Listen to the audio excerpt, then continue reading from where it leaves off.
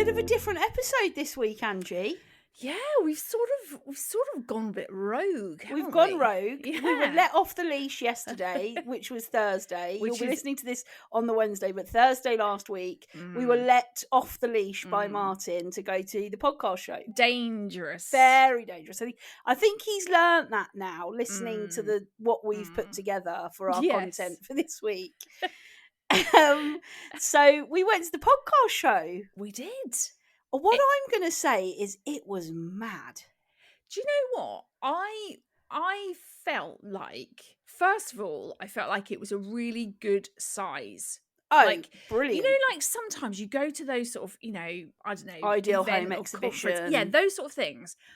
And it's just huge. And you like walk in and you're like, well, where the bloody hell do we start? Yeah. Because it just goes on for miles and there's stalls of people doing this and the other. Whereas this, it just felt like a really good, like, space. Yes. To be able to kind of get around, see lots of different people and different platforms there. So like Audio Boom, who we put our podcast through. Yeah. Then there was also kind of just everyday people like you and I who do our own little podcast. And then you've got all the big wigs, all the big dicks. Well, James was there on the Wednesday. I mean, he was. You want to talk big dick? He's a big dick. Well, he's a massive schlong.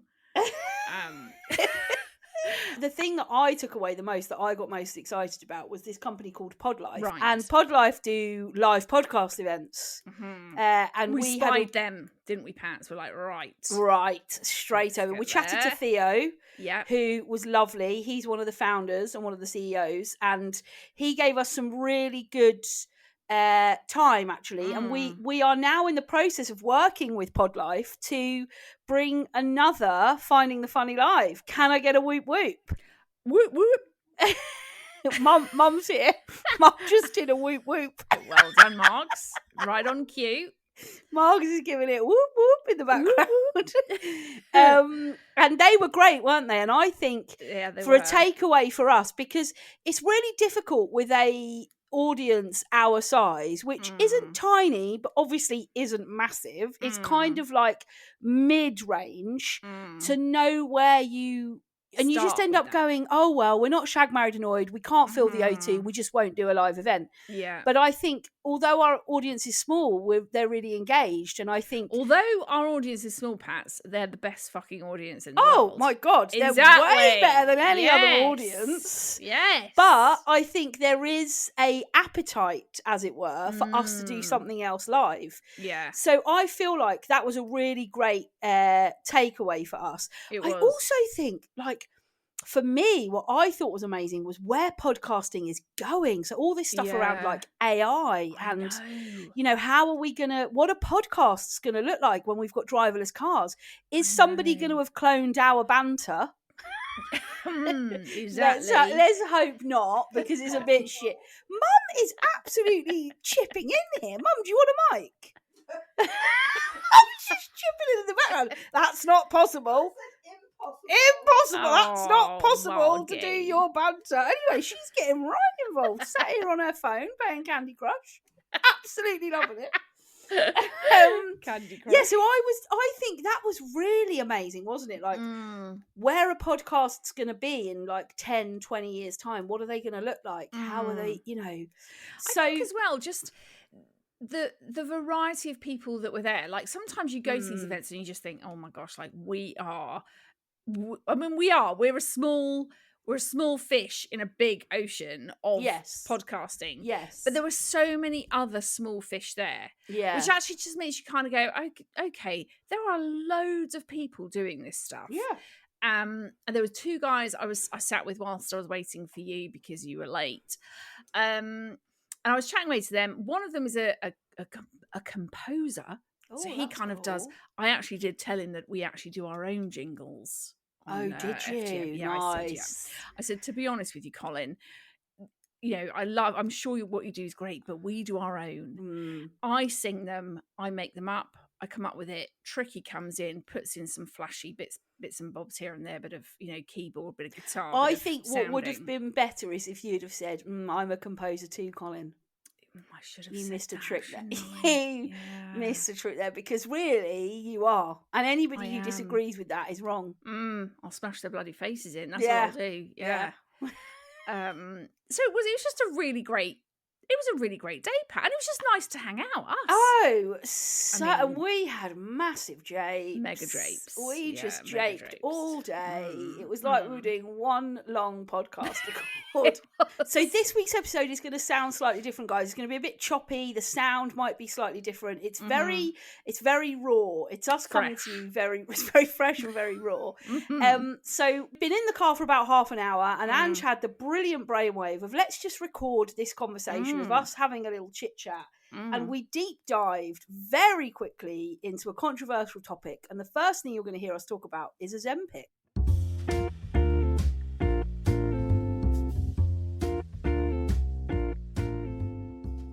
You're going to be part of this journey home, right?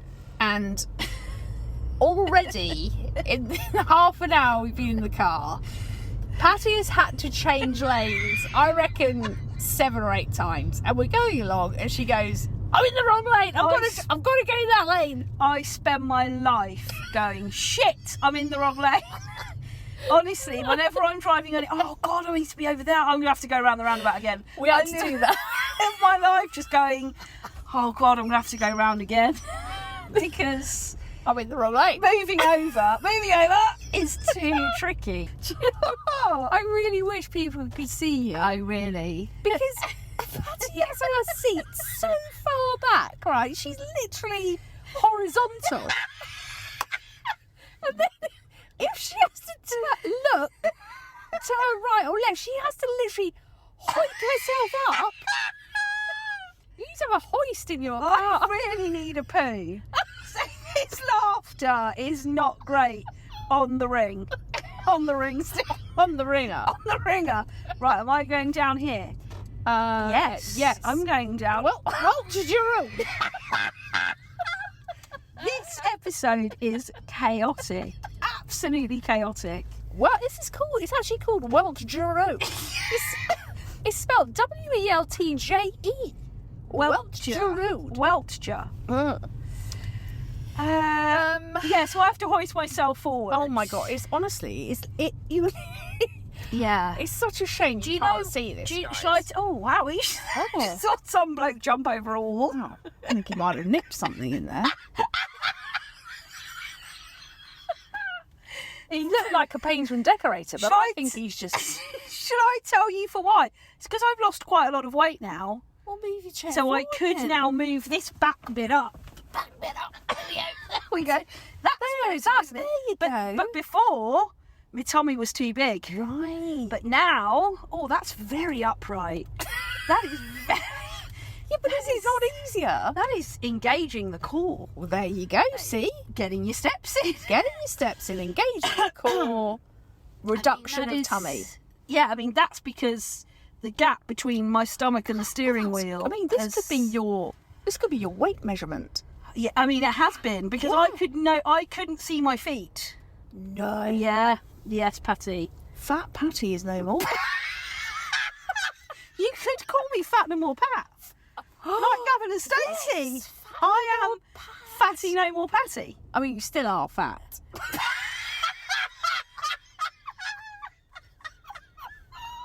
But just not as fat. What do you think about Ozempic? No, I have problems with that. Do you? Yeah, I do. Do you know what? No, right, okay. I don't have a problem with it. No. Providing people who use it are honest about it. Agreed. Because I'm hearing so many stories of people, predominantly in the public eye, who are making out that they're doing all this by, healthy eating and exercising and all the things that, people tell you need to do to be able to lose weight and get fit. Yeah. But on the sly, they're injecting themselves. And that's my issue with it. I'm like, if you want to do that, if you choose to do it, if it's helpful to you, you can afford it, then crack on. But at least be honest about why you're doing it or how you're doing it. That's more about for me, what it is how you are achieving the things you are achieving. It's the old school gastric band, isn't it? When people would on the sly have a gastric band, and come out and say they'd done the Rivita diet, when they hadn't at all. They'd gone and had an operation. I think though, if you want to take Ozempic, I don't have any problem with it. No, although what does it actually suppresses your appetite? Is that all it does? Well, because you know that it's so. Obviously, we are not medical professionals. No. If you want to do Ozempic, and neither of us are on it and have ever tried it, doing it. But if you want to, obviously speak to a healthcare provider. Do not take what I'm about to say as gold. Because I'm often in the wrong lane. You got over from lane 3 to lane 1 very quickly. Very nicely done that, Pat. Thank you. But it was originally started to help with type 2 diabetes. And they did a whole study into it being really helpful. Oh no, are they going to ask us for money? No, I think they're okay. I think they're okay. Yeah. They're okay. I mean, I don't think they are okay, but they've got money. Yeah, they've got a can of Coke. They're fine. I think that it's. Sorry, I'll go back. Yeah. Apparently, they did a study into it for type 2 diabetes, and they realised in that study that people lost weight on it. Not only did it help with type 2 diabetes, but it helped with people losing weight because it suppressed your appetite. Apparently so. So there's no other side effects. Well, I don't think we know that. I mean, there's been lots of. Obviously, before any drug is released, there's loads of studies and tests it goes through, and it has to have gone through a certain amount of rigorous testing. But apparently, it suppresses your appetite, so you just want to eat less. But then, so if it is just that, then I mean. I know obviously it's because of the cost of it. You couldn't just be giving out to, anybody that was overweight or needed to lose weight. But if that is all that it does to you, then surely it would be good for it to be. Oh, I think it will. I think they are already saying that Ozempic is good because apparently now there's a tablet. They've already devised it into a tablet. Yeah, I mean, I think that what a lot of the medical profession are saying is that Ozempic will curb the obesity crisis. Yeah. Because that I mean, if because of all the issues that they come with being overweight and the impact it has on your body and joints, all the kind of and other sort of health issues that come from that sometimes. Then if this is the wonder drug that it is, they are saying. I mean, you can get it on the NHS. You have to hit a lot of criteria. But I mean, I think lots of people are saying this is the start of a new era. You're in your Ozempic era. You're in your Ozempic era. Yeah. Every Tom, Dick, and Harry is going to be on it, aren't they? Well, I think probably people who have a lot of money. There are people who are on Ozempic who perhaps aren't even overweight to just suppress their appetite. Yeah, I mean, that's when it's a bit weird, I think. Well, let's not say weird. Well, okay, I have be judgmental. No, okay, not weird, but why would you if you're you're a good size or you're a healthy size and you're fit and you're looking after yourself but you just don't want it but that's body dysmorphia. That's weird, that's body dysmorphia, isn't it? Body dysmorphia. Then it shouldn't be just readily available for people that have body dysmorphia. But I think that's always that's the risk with anything like this, isn't it? And I think people who have very entrenched body dysmorphia, who are at the point where they're taking Ozempic, is probably because they still think they're fat.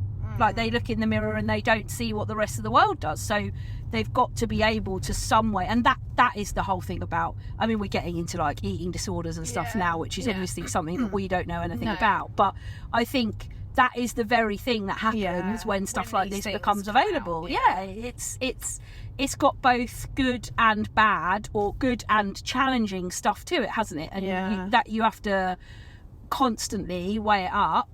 And I suppose that's why it needs to be regulated, and that you can't. But then I suppose because there are so many people that can just get it privately. You can't regulate it, can you? How do you regulate something so massive? Do you know people who are using it? Yeah. Who want it? Yeah. Do you? Yeah. I've got a couple of friends who use it. And honestly, I'm like, why are people keeping it quiet if they use it? Yeah. Because there's no shade. No, absolutely no not. shade. Like, you do you, right? And if you're getting it from a reputable source, and you know that it's not going to cause you any further issues or whatever, why not? Like, it's not for me. Would you do it? I don't think so. No, I'm the same. I did toy with it for a while. I did look into it, and I did think, is this for me? But I just feel like, what happens when you stop injecting yourself? Like, it's exactly like all those diets, the Cambridge diet, the soup diet. Yeah, what happens when you start eating properly, and what happens when you stop injecting yourself? Like, do you have to be on it for the rest of your life? Is it something that, you'll stop that and they'll say, well, to maintain your weight, you're going to have to do this. something else. Yeah. And look, I've had loads of people message me on Instagram saying, what started your kind of more healthy living this year? And I honestly don't know. No. I honestly couldn't tell you. Yeah. I couldn't. It was not like a particular trigger or a conversation or something you saw or read. No, I was just like, I started eating a bit better. I had more energy.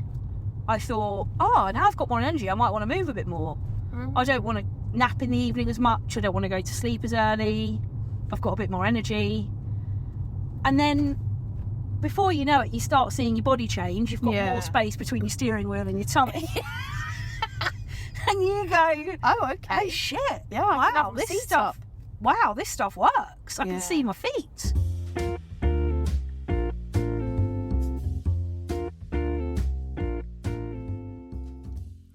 So that was our Ozempic chat. Very interesting topic of the moment, I feel. And we obviously kind of deep dive into it, and we talk deep about dive. how You're loving I'm loving the deep dive, deeping and diving. Now we're coming into like the final chunk, I would imagine. And the final tranche. You bring us what can only be described as an absolutely phenomenal set of tits. Brilliant. Do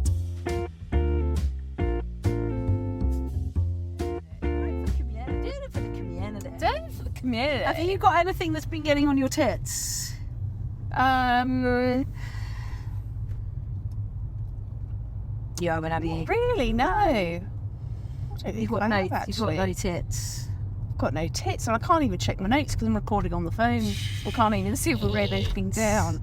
You can't even see your tits. I can't see my tits anymore. No. So there's nothing that's getting on your shitting tits. I don't think so. No. I mean, there is something that I've sort of had on the radar, but then I'm like, I don't know whether I should say it or not. So shall I just say it? Say it, and then Martin can decide. But something that does irritate me a little bit are like screechy middle-aged women in coffee shops. That is a good one. Because I was I'm quite often in a little coffee shop, quite often dropping my daughter at college and then just working away whilst she's at college, and then we go home, blah, blah, blah, blah, a lot of information. What a surprise. Ange is giving us a backstory. But, and it kind of falls back into the coffee, avo, women. Right, yeah. Right. But there was this one particular time, I'm in this coffee shop, working away, and in walk sort of 3 or 4 women.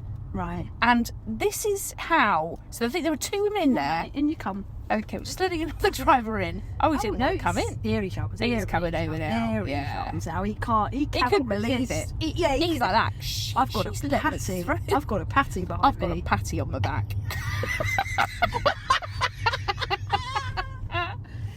Anyways, there's 2 women in the coffee shop, and then 2 women joined them. Right. Or maybe they bumped into... I think it's probably more of like an impromptu bump into. Yes. Yeah. We both found that hilarious off the cuff. Neither of us had to say anything. Impromptu bump into Dad in An impromptu bump into...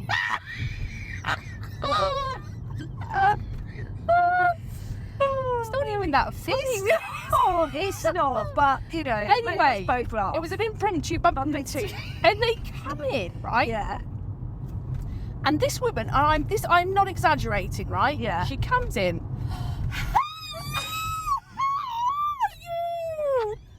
literally like that, posh, screeching, and I'm literally like, shut the fuck up. You've just walked in here. I'm working. You come in. You just seen Trisha, and you've just lost your literally lost it. How are you, Trisha?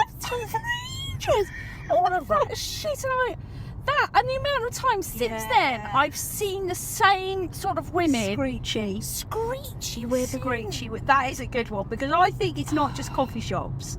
They pop up everywhere. They do your pop-ups, don't honestly, and you're right, it's high pitch. Oh my God, oh God, no, tell me. Fucking tell me. No, please don't tell us. Shut the fuck up. Yes. I remember actually telling Joel and Nella about it, and I did that to them. So now every now and then we just go, hey. So I think that has been on my radar for a while. I just feel like very, very, very posh people. Yeah. Are when they see someone over the top, they just have to go mental. It's like, I've not seen you for 13 years. Oh my god. How old is Sandra now? Shut up. No. He's 45. Oh my god. Last time I saw him, he was 2. He was 2. Sandra's 40. Jeff, you're never going to believe her husband's coming in. Sandra's 40 fucking 2. Jeff couldn't give a shit. No, right. Jeff could not give a shit. No, right. About Sandra. Oh no, he's like, oh god, Trish's gone on. I mean, I think posh people in general do get on my tits. Oh wow, that is, they're just a sort of breed. yeah. Aren't they? Well, They are. I'm not going to confirm or deny. I'm going to stay neutral. Right, well I'm going. I'm not neutraling, I'm going there. Posh people, a lot of them are twats. Wow. Wow, that is Fresh and raw. that is fresh and raw. I mean, But I get this. I just think people that are screechy in general, because sometimes teenage girls. Oh, God. No. When I was in a coffee shop, Costa. Yes. But there were these 3 girls in there before we getting frappuccinos, cappuccinos. Yes. And it's like, cappuccino. can I have a strawberry supreme frappuccino, extra cream, no coffee, extra whipped. And they're there with their little not whipped. Go Henry card. Yes. Anyway, they're all dicking around, and one of their friends comes in, and I'm not joking, he was like, honestly, this decibel of all his dog noise. It's like, oh my god. Oh no, I'm getting the mac and cheese. It's the last mac and cheese. I'm getting the mac and cheese. Then I'm getting the mac and cheese. I was like, oh my god. It's like, and then this one girl had this chocolate frappuccino brownie, and she tasted it. She's like, oh, I don't like that. I don't like it. I was like, oh my god. They were just so loud. Yeah. They were all of about 13. Yeah, And 13. they were just laughing and swearing. You could see one of the women in there was getting pissed. Yes. Yeah. Really I sometimes would really like to just trip one of them up. Just pop out her leg. Oh, sorry about that. Yeah. Oh, sorry. Yeah. Yeah, very. Teenage girls can be very sweet. Oh, Lord, yeah. Teenage girls.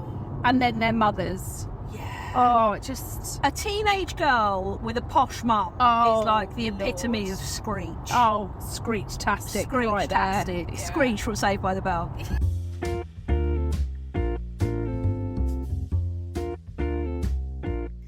So there we go. There's a different episode. Now, last episode was called an apology, and I've got to apologise yet again because I haven't sorted my fucking life out and sent you the code or the login for Instagram. You haven't, Pat. Which means there's been no polls this week, which means there's probably been no replying to messages. So look, guys, Ange and I have switched. I have become the one that is a crock of shit.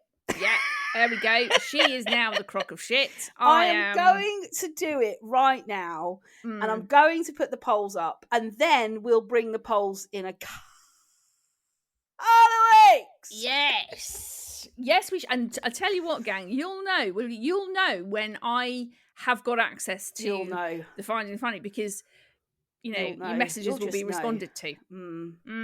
Admin will be back. No more shit, Patty. Shatty. Just quickly as well, one thing that I have become more, I know that this is true, but one thing I've become more aware of in recent days, weeks, months, is just how much you and I find the same shit funny. Oh my gosh. So for my birthday, there was a group of us that went out, and one of them was Chloe Kent, who's actually going to be on our podcast in a couple of weeks, which is very exciting. Yes. And Chloe said to me, oh my God, she called you Angie, you and Angie are just exactly the same. She said, I knew if I was going to say something funny, if one of you laughed, the other one would laugh. If one of you didn't laugh, the other one wouldn't laugh. I said, I know. We are basically intertwined. We are basically the same. In our sense of humour. Yeah, like, we are. It is absolute. And there were things yesterday, we'd just catch each other's eye and just like start cracking up. We both know it. We're both like, oh, see that? Oh. We are. We just have exactly the same sense of humour, the same, we think the same way, we pick up on things, we notice things. I mean, one of the things you'll hopefully have heard in the car chat part of this podcast is that we do a bit of a chat about how many times Patty has to change lanes. Yes. And literally the whole time she kept saying, I'm in the wrong lane. That was it. We were both wetting our pants. We tried to get into the right lane. We had to go round a roundabout. We had to do a round a roundabout because I was in the wrong lane. And just all that shit just so we just have the same sense of humour. Yeah, we do. Yeah. So anyway, look, we hope you've enjoyed this kind of different feel to an episode. Ange and I, you can find both of us on Instagram. I'm at Ruth_Corden. She's at Ange Corden. You can find the podcast on Instagram, Facebook, TikTok, and YouTube. Just search Finding the Funny Podcast. Or you can send us an email, findingthefunnypodcast@gmail.com. Thank you so much, as always, for listening. We love having you as part of our crew. And Ange and I will be back next week helping you to find more of the funny.